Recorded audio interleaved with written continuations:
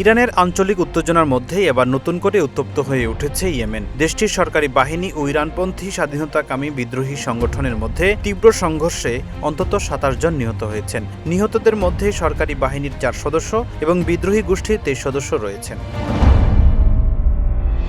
দেশটির দক্ষিণ পশ্চিমাঞ্চলীয় ধালিয়া প্রদেশে এই সংঘর্ষের ঘটনা ঘটে। ২০২২ সালের এপ্রিলের যুদ্ধবিরতির পর এই অঞ্চলটিতে এটি সবচেয়ে ভয়াবহ লড়াই বলে জানিয়েছে সংশ্লিষ্ট কর্তৃপক্ষ। সরকারি বাহিনীর সঙ্গে সংশ্লিষ্ট ধালিয়া ফ্রন্টের মিডিয়া সেন্টার জানায়, ফাখের ও আল যুব ফ্রন্টে বিদ্রোহীদের সঙ্গে সংঘর্ষে ৪ সেনা নিহত এবং আরও ১০ জন আহত হয়েছেন। একই সংঘর্ষে বিদ্রোহী গোষ্ঠীর ২ কমান্ডার সহ ২৩ জন নিহত হয়েছেন। এছাড়া ৭ জন আটক করার দাবি করেছে সরকারি বাহিনী।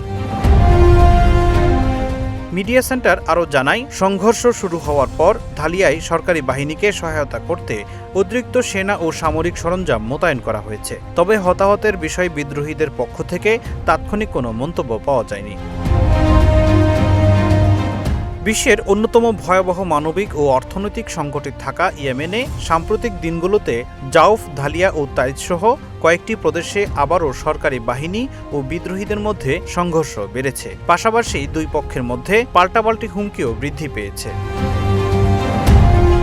২০২২ সালের এপ্রিল থেকে আনুষ্ঠানিক যুদ্ধবিরতির পর ইয়েমেনে বড় ধরনের সংঘর্ষ তুলনামূলক কমে এলেও দেশটির ১১ বছরেরও বেশি সময় ধরে চলা গৃহযুদ্ধের অবসান হয়নি। ২০১৪ সালের সেপ্টেম্বর থেকে রাজধানী সানা সহ দেশের বিস্তীর্ণ অঞ্চল বিদ্রোহীদের নিয়ন্ত্রণে রয়েছে।